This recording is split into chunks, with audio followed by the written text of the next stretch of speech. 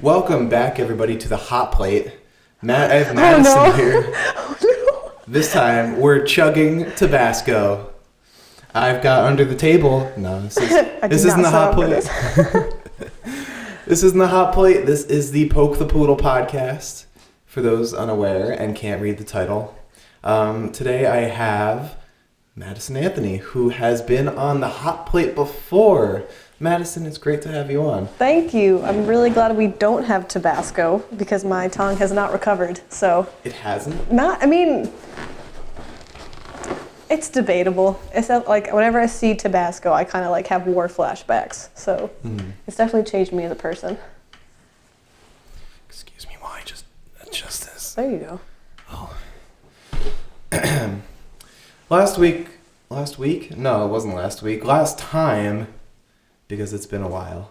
Last time we were in my home basement where we film basically everything on this channel. Now we are in my church basement, again, for some reason we love basements, where the sun is hitting me right in the face. And it hurts. It hurts my eyes, and it hurts the camera. And it hurts me looking at the camera. We're actually in the nursery of the church. That's why there's toys everywhere. Because there's a choir practice that's going to be happening soon, and they don't want us talking during that. So here we are. I'm excited. I'm super pumped to be here. Again, it's great to have you on the show, Madison. Thank you. I'm happy to be back. Why don't you give a little introduction of yourself to those who don't know you? Sure. Well, I'm Madison. I recently turned 23, so 23 and me. That's my motto for this year. Graduated SUNY New Paltz with a theater arts major, communications minor. I work right now at a hotel, so if you have to make a reservation, I'm your gal. And that's about it. Just hanging out, trying to figure out what I'm gonna do. Now, on a scale of Psycho to The Shining, how's your hotel? I'd say a happy balance. Sometimes, because we're really slow right now, so I'll be like the only one in the building. Because we have like 13 different buildings that people stay in, but if the one that I'm working in doesn't have any occupants, then it's just me. So that can definitely be weird. There are rooms that there are places in the building that I feel weird going into because it's from 1766. So if it's like no one's around and it's dark, I will not go in the basement. But it's pretty chill. It's pretty good. So it's like extra haunted. A little bit, yes. There's definitely been instances where I'm like, I need a new job. There are people that are like, I'm not going down there. There are like ghost stories and ghosts, like paranormal groups that will come in and like do readings in some of the rooms. But other than that, it's great. So come stay at the Beekman Arms. That sounds like a lot of fun. So it's kind of like the Haunted Mansion, kind of. Kind of, except I haven't seen Eddie Murphy yet, but I'm optimistic. You will soon. I hope so. Or it'll be your version of Eddie Murphy. Even worse. I want to stay with the original. Okay, so you're an actor, an actress, very talented actress, I should say. Thank you. I appreciate that. What's some stuff you've been on recently? Because you were talking on Hot Plate towards the end during your plug that you were on, was it a feature? A short? Yes, I was. I did background work for an Amazon series. They were doing the pilot, and it's called Panic. And it filmed right in Minnewaska. So I did like 3 overnight shoots, which were incredibly draining and exhausting and freezing cold, but it was a lot of fun. I got to meet some cool people.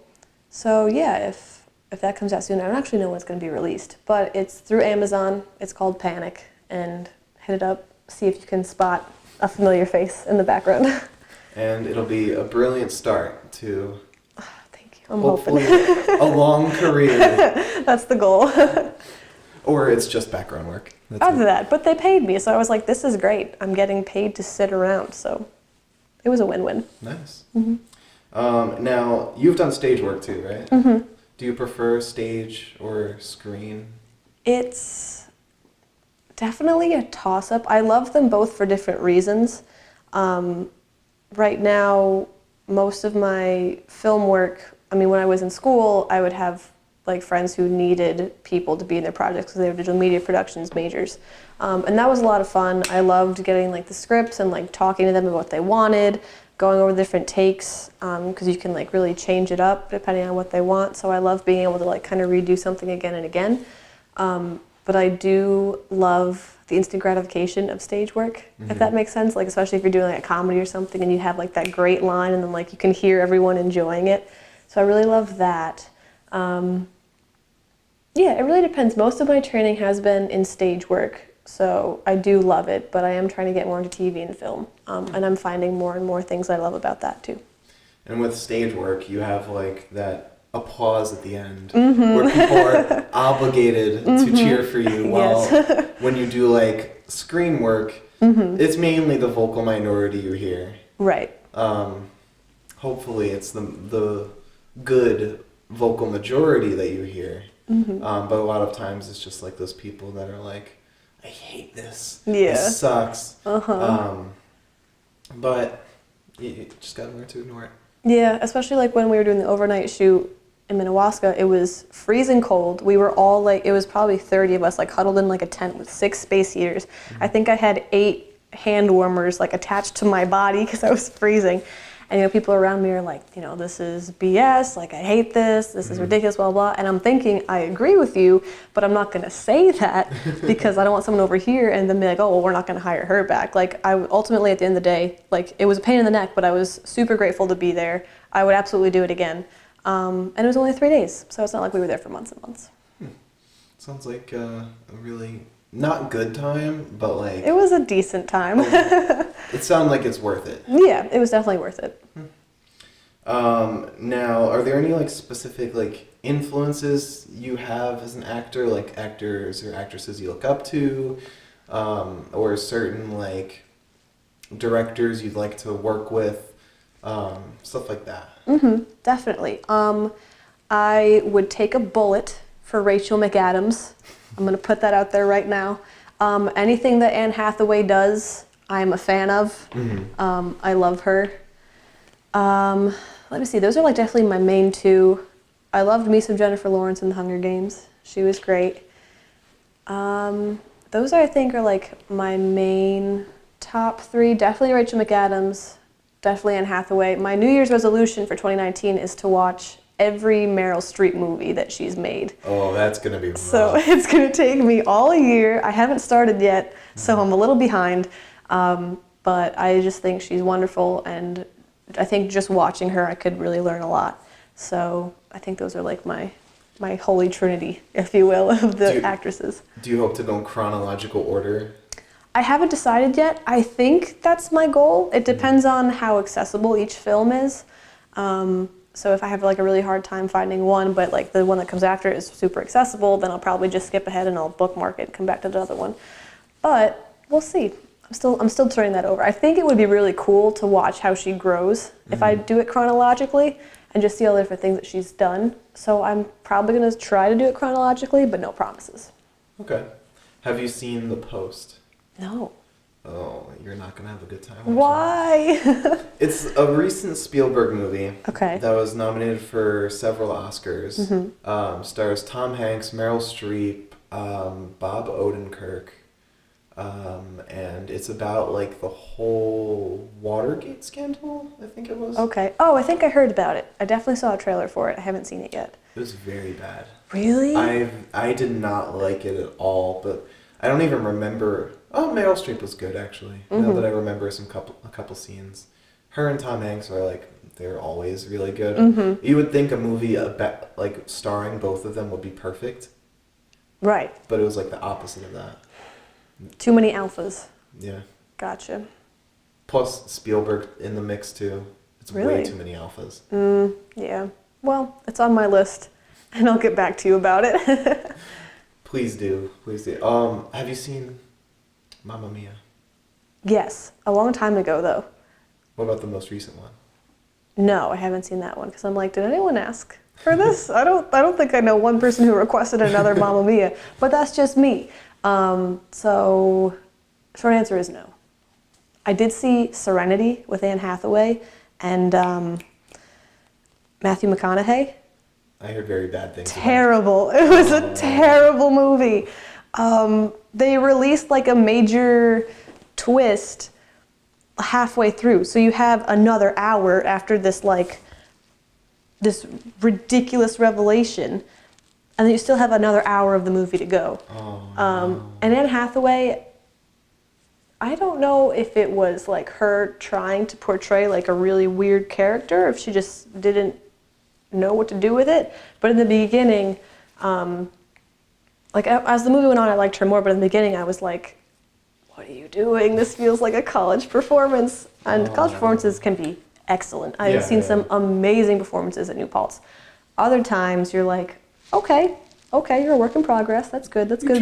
You tried. Yeah, but it feels like Anne Hathaway was like that work in progress, and I'm like, "You're better than this. I will cry every time I watch Les Mis because of you. What are you doing?" So it was a little weird.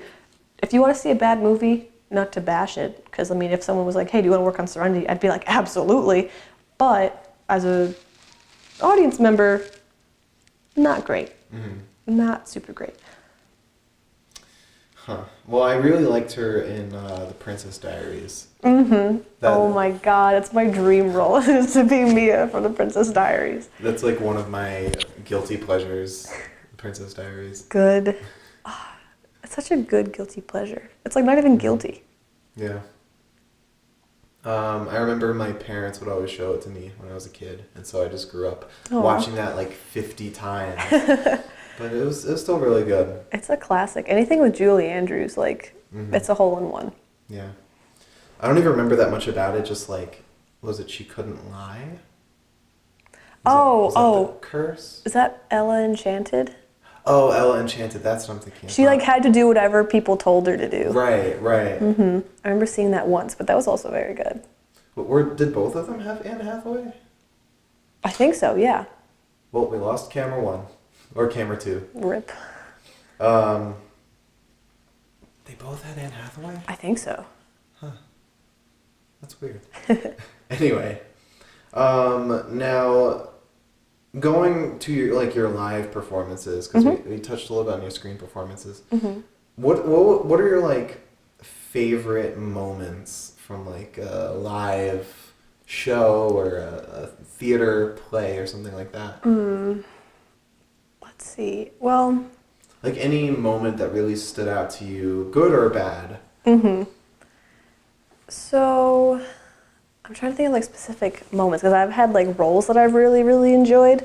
I mean, one of them was like in high school, but I was Anne Sullivan in The Miracle Worker, and my friend Kelsey was Helen Keller, and we had this fight scene where I'm like trying to like make her eat with a spoon, and we had to wear knee pads, like we were dragging each other across the stage for like 10 minutes. It was so much fun. My main stage show that I was a part of was The Midsummer Night's Dream when I was at SUNY New Paltz, and I did Lysander, and it was really cool because I've never done like a gender bend character because normally he's portrayed as a guy, but then the director was like, I feel like you have the essence of Lysander that I'm trying to go for, so I'm going to put you as this character, and I was like, that's cool. So that was really neat. It was definitely a different experience, and I'm really super glad I got to have it. There are always times on stage where like people will kind of like miss a line, so you have to kind of improv your way back on track, and that's always super scary, but it's a lot of fun, especially when it goes well. I did a production of A Christmas Carol in Rhinebeck 2 winters ago, and 3 of my friends, Daniel, Quentin, and Anna Maria, came to surprise me. They were not going to tell me that they were going to go. I didn't think anyone was going to go because the theater was like 45 minutes away from school. The tickets were expensive. I'm like, you guys definitely don't have to come to this, but it's great if you want to. But I wasn't expecting anyone to show up. So I think it was like the second to last night. No one had come. I'm like, that's totally fine. The theater is really small. You walk in, there's a lobby, and then like the stage, like you have to walk on the stage to get to like the seating area. And so it's a very small venue. They do great work there though. It's fantastic in Rhinebeck. So I'm getting off stage, and to get from the wing to backstage, I have to go through the lobby. And we had done our opening number. We had done a couple like short scenes in the beginning, and I'm coming off stage and I'm going through the lobby, and as soon as I come out, 3 people are walking in, and I'm like, who the heck is coming in now? Because like we've already started. What are you doing? And then I'm looking, and I'm like, that kind of looks like my friend Quentin. And then I look at the other 2 people, and I'm like, that's Anna Maria, and that's Daniel. And we both like froze when we saw each other. And then I just kept walking, and then they went in and found their seats, I guess. But I guess they had like planned it for like 2 or 3 weeks, because I was living with Anna Maria at the time, and she'd be like on her laptop, and she was looking up tickets and stuff. Whenever I was like, oh, what are you doing? She goes, oh, I don't know, and I would just buy it. I'd be like, oh, okay, yeah, me neither. That's fine, that's cool. Yeah, you don't know what you're doing. So I was like, okay, and I bought that for like 3 weeks. So they had this surprise, and then we just happened to cross paths at the exact wrong time, and I ruined the surprise. And then I was super nervous for the rest of the show, because whenever I know that people are coming to see me, I get like really like, oh, I wonder what they're thinking, and I get like really into my head. So I had to go on with the rest of the scenes, and every time I was like, they're out there. I can't see them, but I know they're out there. And then we did curtain call, and I came out with like 4 other people, and all of a sudden, from the very back row of the theater, this bouquet of flowers that Daniel decides to throw comes all the way down onto the stage, nearly takes out one of the other actors. And I was like, this only happens in movies. People only throw flowers in the movies, but it was super sweet. And then afterwards, I was like, I don't know what to do, so I just kind of left them there. And then one of the other actresses, she went out for her curtain call, and she called out like, oh, are these for me? And my friend Anna Maria goes, no, they're for Madison. And I was like, oh my God, I'm gonna get fired. They're never gonna want me back here again. But it was super sweet, and I really appreciated it. And everyone backstage was like, that's so cute. Like, your friends are so supportive. And I'm like, you guys aren't mad? No one's mad? And they're like, no, we think this is hilarious. So yeah, that was like definitely one of my favorite memories of like post-show stuff happening. That sounds really sweet. Yeah, it was super sweet of them, and like I still can't believe that they came all this way. And afterwards, we all met up, and they were like, "I'm sorry, like the car wouldn't defrost. We had to buy flowers. We know we're late." And I'm like, "It's fine, it's fine." But it was super sweet, and I'm super grateful for them. Still very rude of them to show up. Absolutely, like who are you to show up late for a show? Are you kidding me? But no, it was great. Now, like, obviously, you want to go more into like screen acting, right? Mm-hmm. Is there still going to be a part of you that wants to do stage? Because you have these great moments and like these great feelings you get from being on stage that you don't really get on the screen. So would you still do stage performances? Yeah, absolutely. Like I said, I like the instant gratification, and there's such a different energy when you're on stage and like you have an audience out there versus with screen acting, you kind of have to like make that energy yourself, especially when you're doing take after take after take. So yeah, and especially, you know, like doing improv throughout school, like you get so much like gratification just from hearing people laugh, and that's what I really love most about stage performances. Is you get to hear the audience react, like you're there with them, you feed off their energy so much. And when they're having a good time, like you're having a great time. And when they're not having a great time, you have to make them have a great time. So either way, it's such like a give and take. And so yeah, even when hopefully, you know, I'm working more in TV and film, I would absolutely love to have more stage experiences. Is there any specific play you'd really want to do? Nothing specific, but definitely anything with comedy, anything that I can have a character where like I either have really good one-liners or I'm just super weird and I get to like throw myself into it completely. Anything that I can really make people laugh at, I would love to do. Interesting. Yeah, I know you have like comedy roots. You did improv for I don't know how long. 4 years, yeah. All 4 years of college, yeah. So it makes sense that you'd want to go into more comedy. Now, like, do you have any specific goals set for your time as an actor, or do you just like go with the flow, kind of just see what comes your way?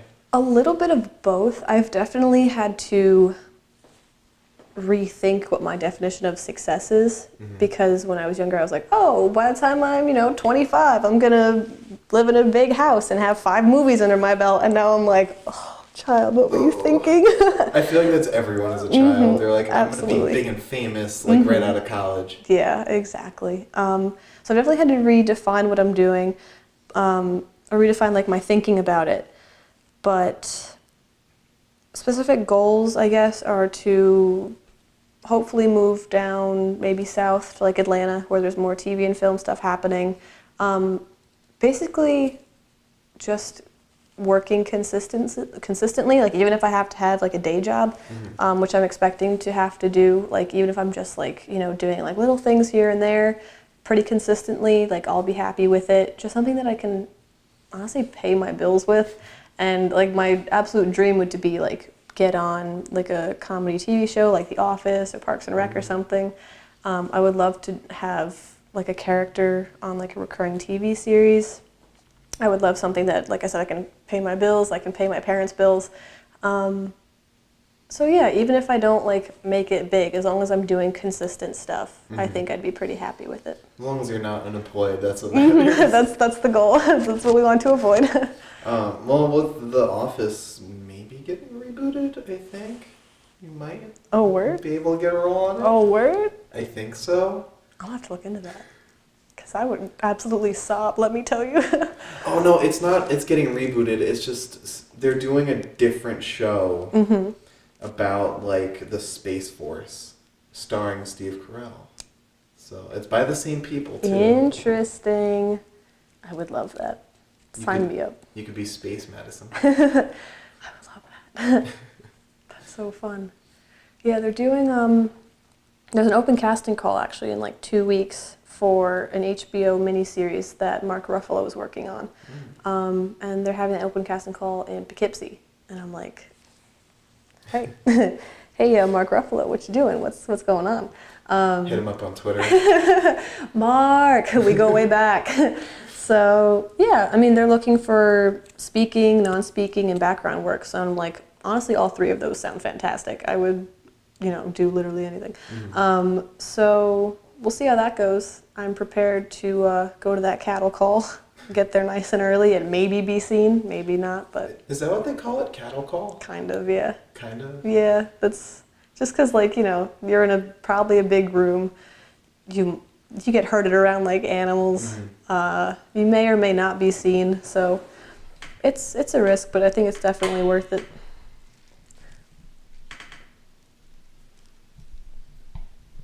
Excuse me.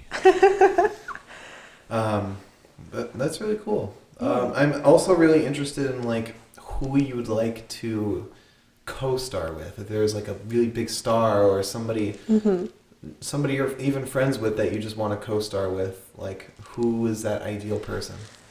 What a good question.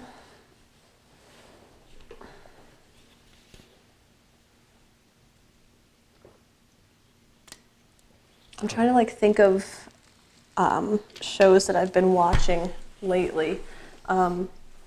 Honestly, just someone who is really funny, like Steve Carell, Amy Poehler, someone who I could like kind of go back and forth with. We can just bounce stuff off of each other when we're hosting stuff. Someone just like who's really funny with like a strong improv background and who is like fun to be around, really.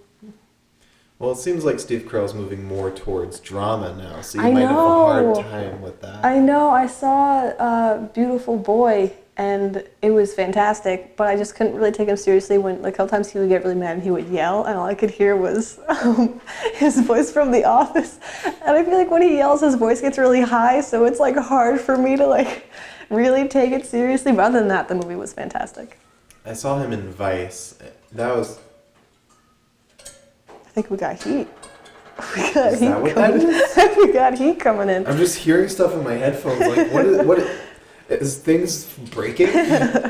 No, it sounds like shattering glass, but I think that's normal. Oh yeah, okay. It's the heater. Everything's fine. It's just the world's falling apart. I need to make an adjustment to the camera real quick because that is very dark. Oh yeah. For audio listeners, you're going to hear nothing for a little while. So Madison's going to make a little monologue right now. Go ahead, Madison. All you. Oh my God. Well, if you insist. So I have a really gross story that's maybe not appropriate for a podcast. I think they still want to hear it. Oh God. It's a period related story. I won't get into graphic details, but this is my absolute favorite story to tell. So, I went on vacation to Estonia with someone who I was seeing because we were visiting his family there, and we were visiting one of the islands in Estonia.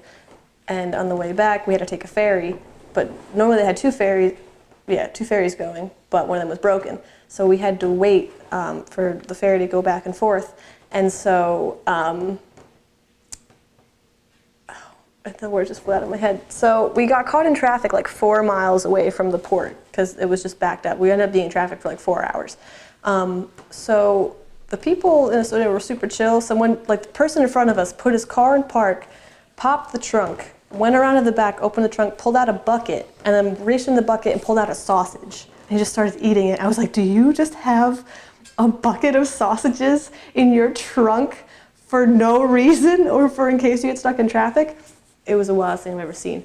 But I had my period at the time, as you know, as you do, as one does, and I had a tampon in, and I was like, you know what, I have to go to the bathroom. So luckily, Estonia has really thick forests, so I excused myself from the car because we weren't going anywhere.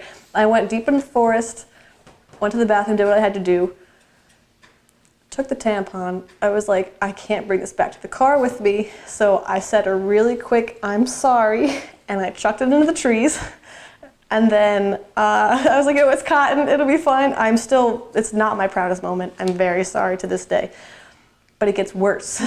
So I put a pad on, and for people who don't know what a pad is, you stick it on your underwear, and it catches what it has to catch, and you go about your day.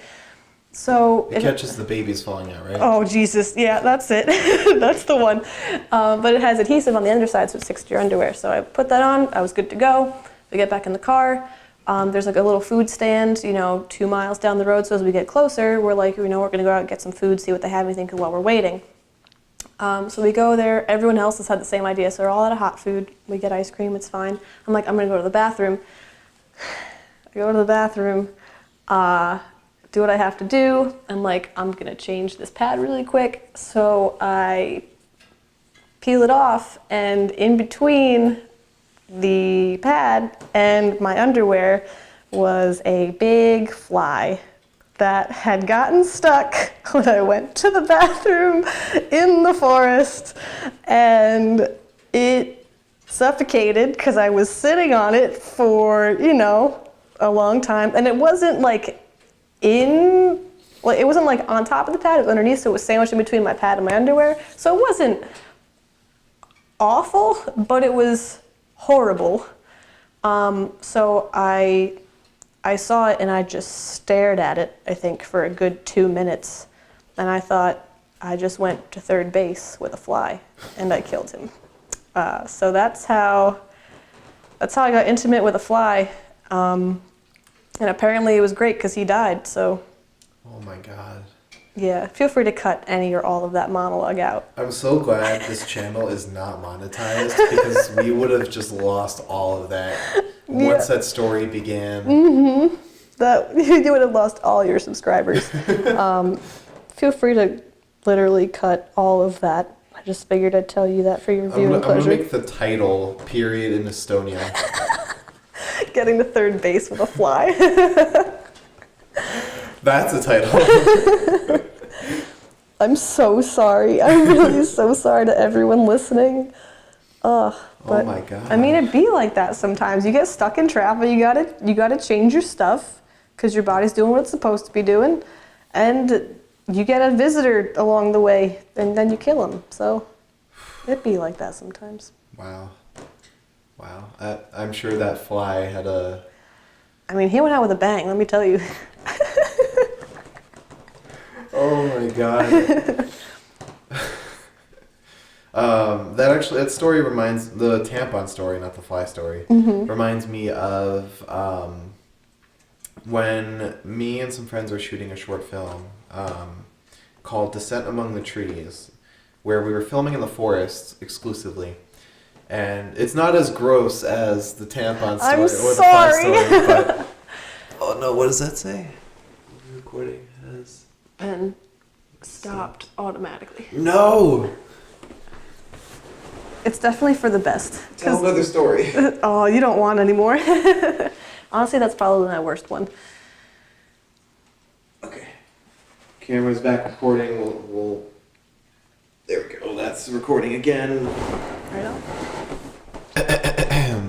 I never even claps synced. Okay. But yeah, so we were filming in the woods, and we were far away from any kind of buildings that would supply a bathroom. And so one of our crew members, who I'm not sure if you would want me giving out his name right now, especially associated with this story. That's fair. But he had to go pee. And given that we were in the middle of the woods, a national park actually. Oh. You might actually know it, Franny Reese State Park. Oh, yeah. We were filming there, and he didn't want to pee around anybody. So he went into the woods, but he walked like half a mile in order to just, so he would be completely out of sight. And me and somebody else were like, where did he go? Because it was like 20 minutes since he left. No. He took so long to go. That's because funny. of how far he walked. And we don't let him live it down to this day that he walked half a mile in order to go to the bathroom. That's so funny. I mean, you gotta do what you gotta do. I feel like I've been there. If people are too close, like you get a nervous bladder. You can't focus on what you gotta do. Yeah. So that's fair. I respect that. He got his steps in for the day too. Yeah, I mean that's true. Given also we walked a ton just being in the woods, but yeah. Now moving away from bathroom, From all bodily functions. period and flies. And I'm sorry. I'm really so sorry. I'm sorry to the whole nation of Estonia. I really apologize. That tampon is still there. Probably. I mean, it's been like 2 years. I don't know what the biodegradable life of cotton is. The decay rate. Yeah, pretty much. But either way, I'm probably never going back, so I'm really sorry. You'll never see my face again in these parts. Some Estonian is watching this and is like, My homeland has been defiled by this white girl. marks you on a list. Do not let enter. Been blacklisted from a whole country. Jesus. Now, okay, moving away from that, back to acting. Yes.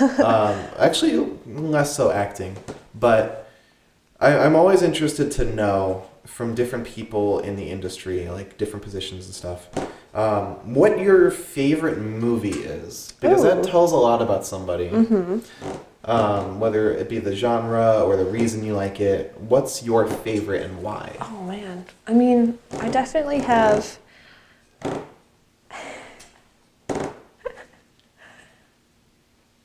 Continue.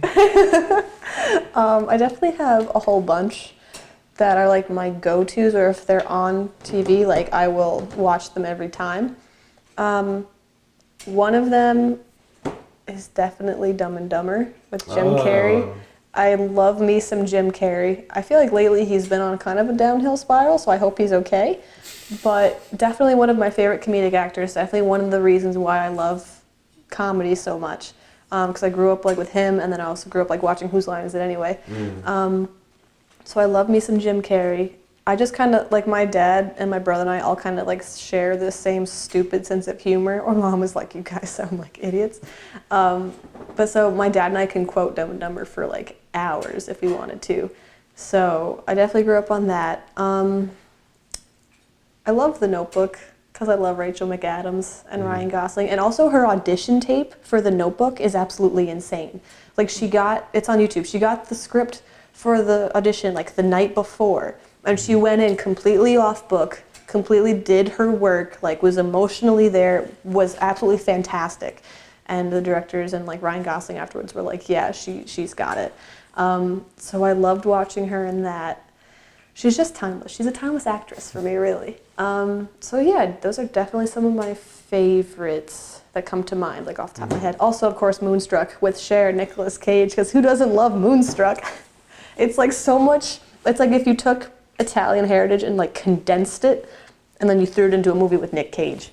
Because like I'll watch it and I'm like, this is super Italian. Like I can see remnants of like my family doing this, but nothing that extreme. And it's so funny. It's such a bad, funny movie. It's like so bad that it's good. Yeah.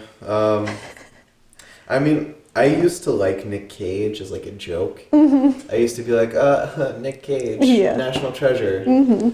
Like, I secretly liked his acting. Okay. Even though I'd only seen National Treasure.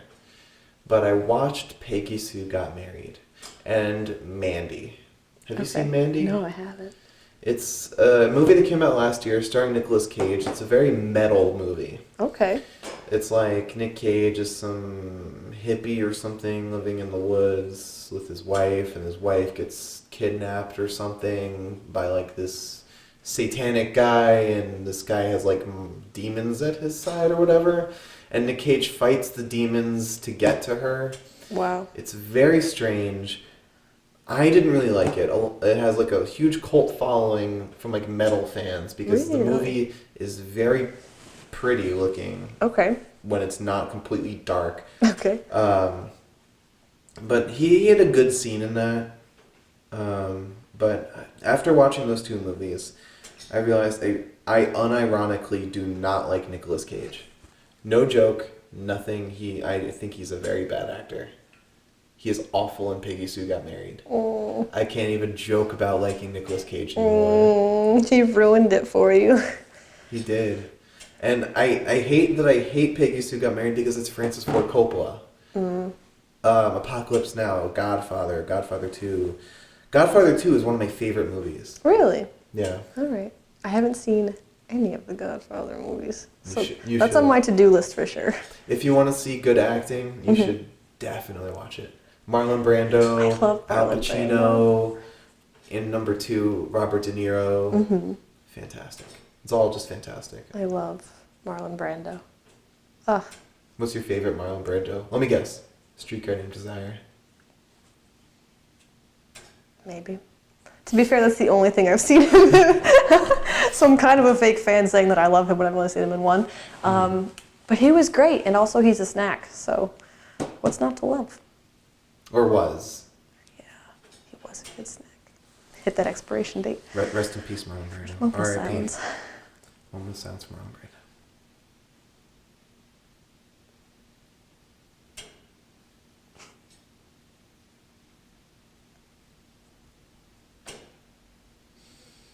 No respect in these parts. Absolutely no respect. This is supposed to be a church. Supposed to be a holy place of solitude, but I guess not. Thank you. We actually ran through all of my points Yay. in a half hour. Wow. This is supposed to be an hour-long podcast. Wow. We're just efficient. Are there any other movies that you just really enjoy? Like, well, last year. Let's do just last year alone. What was like your favorite? Probably The Quiet Place. Really? Yeah. Huh. I definitely like that. I don't go to the movies that much. I've been like trying to watch more things with the excuse that it'll like help me be a better actor, which I think like you have to be well versed in like a lot of stuff and who's doing what and who's working on what and just different characters and everything. Like I heard a lot of good things about The Marvelous Mrs. Maisel, and I was like, I don't know, but I started watching it. Sorry. Make yourself comfortable. Just gotta get closer to the mic. Anyway. I started watching it and it's hilarious. It's really good. So I've been enjoying that. Yeah,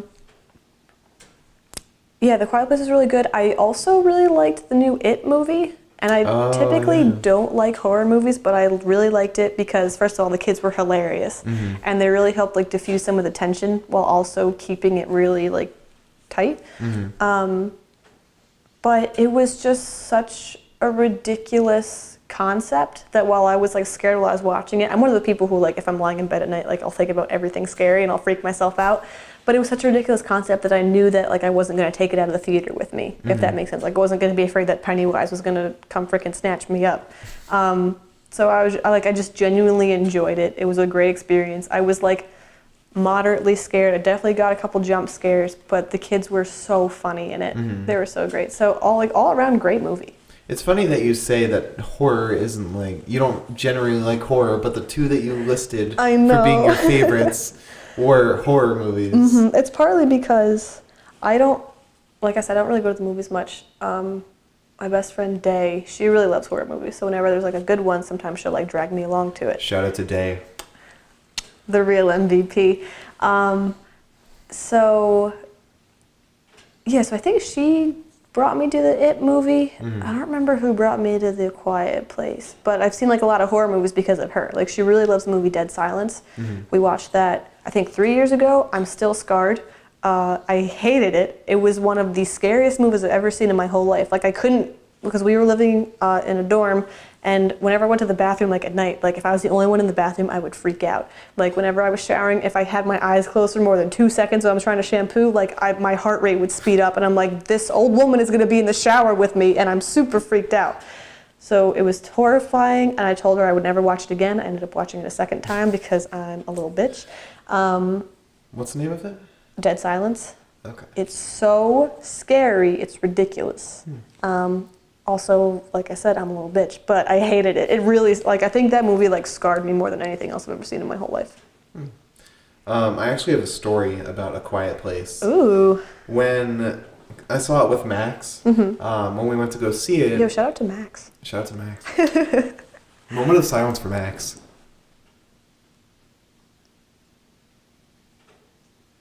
What happened to Max? He's not dead. Just moment of silence for him. Oh, thank God. Okay, I was like, are you kidding me? Is this how you tell me someone passed away? Jesus, well, I'm glad that he's okay. I am too. Max, I hope you're doing well. I hope so too. It's been a while since we've talked, Max. But so you saw it with him? We saw A Quiet Place with each other. Well, yeah, with each other. Good. And we went to the Regal in Poughkeepsie, so nice. It was pretty far from New Paltz. Yeah. And we came out of the theater like just talking about the movie, and then I realized we had a radio show that night. It was a half hour. We got out a half hour past when the radio show was supposed to start. Oh my God. And so we didn't get there till an hour after our time. No. We filled out the sheets and everything. Like, I don't know if we were honest about it or if we actually wrote like the time we were supposed to be there. Nobody said anything. Nobody noticed that we missed our show or half of our show. Oh my God. And yeah, that's really it. Nobody said anything. Nobody noticed. I mean, you got away with murder, basically. Yeah. That's awesome. And the thing is, I didn't even like A Quiet Place. Really? What did you like about it? Oh my God, at the end, like, I never cry in movies, but when John Krasinski, like, took himself out, I was like, was trying to, like, not calling attention to myself, just silently sobbing and trying to wipe my eyes before my mascara would run. Bringing back the memories just makes you cry again. This mascara isn't waterproof either, so this is a dangerous game. I don't know. It had a lot of plot holes, a lot of suspension of disbelief that, okay. For me, movies with a ton of suspension of disbelief kind of ruin it for me. Right. Like, the fact that they've gone so long in this sort of apocalypse without the aliens encountering anyone with a hearing aid. Okay. Or anyone with like a walkie-talkie or anything. And I had a whole list of everything.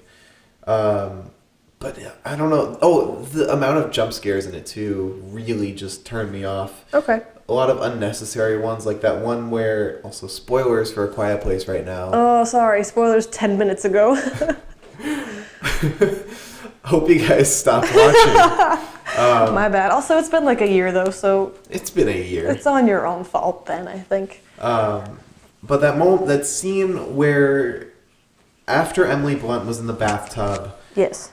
and it cuts away from that.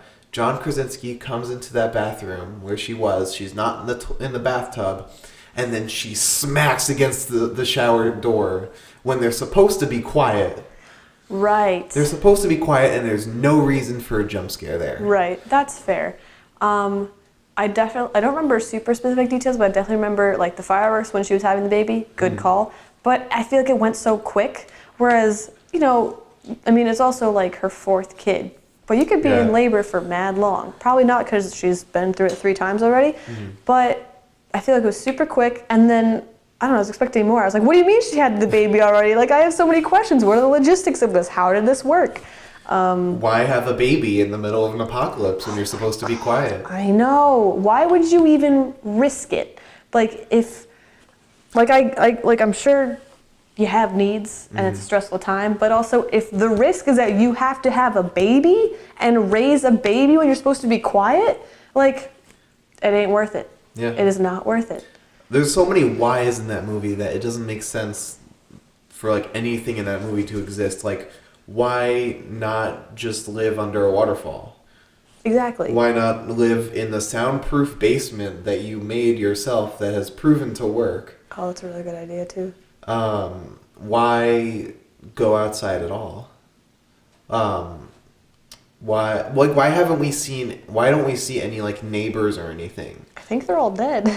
Well, we see like the fires lit on the silos. That Right. scene where John Krasinski is on top of the silo, we see other fires lit on top. Right, but then at the end, don't we see like none? Because I think like the little girl is up there, she lights the fire and like no one responds. So I just assumed that they were dead. I don't know. It's been a while since I've seen it. Same. So, and there was one more. Oh, that scene with the dude in the woods was so dumb. Oh, yeah. Where he just like, he started yelling because they had his wife or whatever. He wanted to off himself. Yeah, like his wife was dead right next to him, and then he just stares at John Krasinski. Mm-hmm. A and beautiful just man. Yells. John Krasinski is a very beautiful man. Well, do you think that the guy yelling when he's looking, John Krasinski, gave him the idea to yell when the things were attacking the car when his kids were in it? Because it was kind of like the same thing, you know, because he like looked at his daughter and then he started yelling. Although I don't know why he wouldn't like run away so they're out of sight and then yell, because I wouldn't want my kids to see me being devoured. Yeah, plus the monsters would already be super close that it could kill them and then just go back for the kids. That's true. I don't know. Overall, I liked it, but It was. there are definitely some holes that you've pointed out. It was fun. It was a fun movie. Good concept. Mm-hmm. Just I think John Krasinski has dealt too much with comedy that it's him transitioning over to horror wasn't as smooth as he would like it to be. Okay, interesting. Not everyone can be like Jordan Peele. Oh my God, Jordan Peele is killing the game right now. He is. Oh my God. He's a star. I can't get over it. I saw the trailer for Us and I was like, I haven't stopped thinking about it. It's absolutely insane and I'm so excited. I can't believe it comes out next month. Does it really? I have not been paying attention. But I'm super excited. That's awesome. That's awesome news. Mm-hmm. Oh my God, next month? Yeah. That's crazy. March. I am very excited because I love Get Out. There were a couple things that I didn't love about it, but I did love it as a whole. And Us looks just as good, if not better. I think, like, because I also saw Get Out, it was like a while ago, so I'm trying to remember the details, but I did like it. But I think that Us is going to be even better and scary. Because like Get Out was definitely like wild and scary, but I feel like Us is going to have more elements of horror in it. Yeah. So I'm definitely terrified because I'm a little bitch, but I'm super excited. Also, I should not be saying bitch when we're in a house of worship. Excuse me. Pardon my mouth. Pardon my sins. Bless me, Father, for I have sinned. The thing about Get Out is like that all takes place in one area. Like it's all the mansion. Right. Minus the part with his friend. What was his friend's name? Ron? Oh. Probably? Something like that. I don't really remember. And this one looks like it takes place just in different settings, not just one setting. So. Yeah, there's like There's that in the trailer, that room with all the rabbits. I'm like, what is that? I have so many questions. I feel like that movie's gonna freak me out. Absolutely. I'm already freaked out. I've noticed a trend recently, since we're on the topic of horror movies. Recently, no more horror movies have been coming out on Halloween, except Halloween. That was the only one. Huh. That's really interesting. Like already was it January, February, we've had Escape Room, which is a really bad movie. Don't watch it. We're going to have Pet Sematary soon. That's right. I want to talk about that one too when you're done with this, because I have thoughts. It looks interesting. We have Us coming out very soon. We have the new It coming out this year. There's another It coming out? This is the adult version. So the original It, besides the book, is the kids in part 1 and then the adults in part 2. Gotcha. And they come back after Pennywise comes back. Right. Don't watch the original. It is very, very bad. With, what's his name? Oh man, what's his name? It just flew out of my head. Which one? The guy in Home Alone. Macaulay Culkin? No. John Belushi? No, I don't think so. It was the guy who played the original It. He was also in Rocky Horror. Oh, yes. I don't remember Weird his dude. name. I don't remember his Very name, talented. but I know exactly who you're talking about. Okay. Anyone who knows that name, put it right down in the comments, even though we'll remember right after this podcast is over. But we have that coming out. We have there's so many horror movies now that just come out in middle of the year instead of towards Halloween, when it should be like the spookiest time of year. Right. Why do you think that is? Probably because Halloween season doesn't sell. Really? That's my assumption. Like summertime sells, Christmas sells, fall, not really. All right, that's fair. Although I feel like Halloween, especially lately, has gotten like so hyped up. Yeah. But yeah, I guess that makes sense. But I feel like the only time that I'm really in the mood for a horror movie is when it's Halloween season. Yeah, like you messaged me last year about like watching movies throughout the entirety of October. Yeah. That was a trip. So anyway, what are you gonna say about Pet Sematary? Oh, I was talking about this with my mom last night, actually. The original, I don't remember much. I just remember the kid with the scalpel. She was like, oh my God, the original's so scary. And I was like, it's a 3-year-old with a scalpel. You punt him across the room and you're done. You're good to go. So that, I mean, I saw it a while ago, but that didn't seem too scary to me. So I was like, I don't get it. But the new one looks wild. And I feel like they've definitely added different elements to it to make it more scary. Like the weird soundtrack and the weird animal masks and everything. I love the soundtrack. Oh, I hate it. Like, I hate it because it's like really scary. But I'm wondering, I don't know. It definitely looks scary. I would definitely be scared to watch it. Yeah. But I'm wondering how close they're going to follow the story, if that makes sense. Yeah, I don't know too much about the Pet Sematary story. This will be kind of my introduction to it. So I'm very interested, and it'll be nice to go in with no knowledge whatsoever. Yeah, there you go. What do you think? Well, real quick, the thing that's concerning me about this movie is the same thing that concerned me about A Quiet Place, is just the amount of jump scares.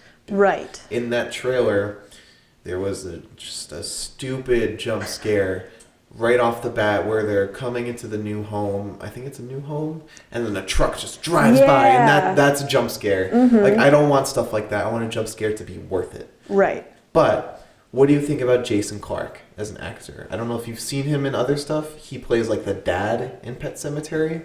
He was also in Terminator Genesis. He was in... I feel like he was in Serenity, but I might be making that up. If you pull up a picture, I would know who I'm talking about. He was also in Dawn of the Planet of the Apes. Okay. Of course, I get no data here, so right. This won't really come up. But what else has he been in? Because I generally don't like his movies. Okay. Except Dawn of the Planet of the Apes. That movie is fantastic. Okay. Terminator Genesis was awful. I have bad feelings about Pet Sematary. Mm-hmm. Just because Stephen King movies are often hit or miss. Mm. And the jump scares, and Jason Clarke. Oh, he was in Everest. Did you see Everest? Yeah, it's not coming up. But anyway, we should move on because this is going to take a long time to load. Right. Did you see the Frozen 2 trailer? No. They have a second one coming out? Yeah, I think it's coming out very soon. Why? I mean, Frozen 1 was good. Like, I feel bad for parents everywhere, honestly. I feel like a lot of parents went through absolute hell with Frozen and let it go and all that. I saw the movie, I was like, oh, this is cute, really cool. And then I just kind of forgot about it. So, light a candle for all those parents who are going to have to go through the second one. Moment of silence for those parents. So Jason Clarke, he was in First Man, Zero Dark 30, Chappaquiddick, Terminator Genesis, Everest, Lawless, Winchester. The good news is I saw Lawless. The bad news is I think I was in 9th grade, and that's the only movie that I've seen off of that list. Although I do remember loving Lawless. So I have no opinion as of yet on Jason Clarke, but I will get back to you shortly. All of those movies were either really good or really bad from what I saw of just the preview of those movies. So he seems like a hit or miss actor. So could be a hit, could be a miss. Interesting. The thing that because I saw the trailer for Pet Sematary when I was going to see Serenity, actually. And the thing that not that I have no reason to complain about this because I have absolutely written no movies at all, so I really can't complain. But I feel like the trope of the new family moving into a new house, and they're like, oh, like, what do you think? Like, oh, it's our new home, it's going to be great. And then all of a sudden, bad stuff happens. Like, as soon as I saw that car pull into the driveway and they're like, oh, we're going to live here, I'm like, well, this is going to be a horror movie. Yeah. I feel like at first it was really good and it was really scary because it's like, oh man, like you go into a new place, you've put so much money into this, like you can't afford to move out. So you have to deal with it. Like that's super scary. But I feel like now it's just kind of become the go-to. It's so overdone. It's overdone for sure. So so that's like as soon as I saw that car pull up, like I said, I was like, oh, a horror movie, and I was like, okay, well I'm kind of bored. But yeah, the jump scare with the truck with a cheap shot.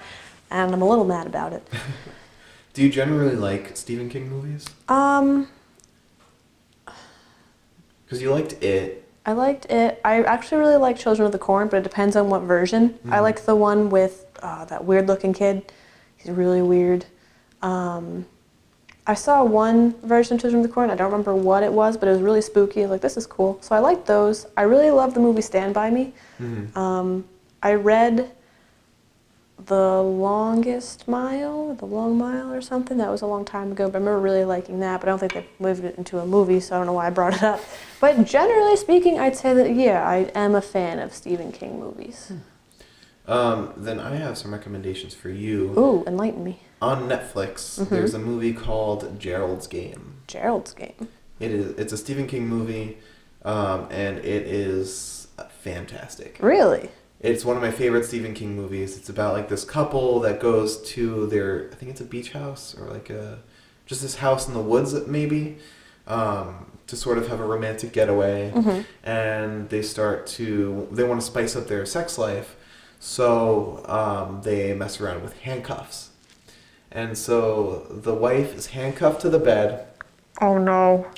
And then the husband, he takes too much Viagra beforehand, and he has a heart attack, leaving her in the handcuffs as he's dead on the floor. I'm so anxious. I'm so anxious just hearing you talk about this. Oh my god. It is such a good movie. See, I think I saw the trailer for that, but I couldn't remember if I dreamed it or not. Because I remember seeing a scene where like she's handcuffed and then he has like a seizure or something and he passes out on top of her, and I'm like, What is she going to do? See, that's why you don't mess around with that stuff. That's absolutely not. I will warn you, because there is one intensely graphic scene in it. Do you know what degloving is? No. It's when the skin from your hand comes off. There's one scene in that movie where that happens. I want to warn you because that was a huge shocker for me. And I don't want anyone to go into that movie not knowing that. Oh my god.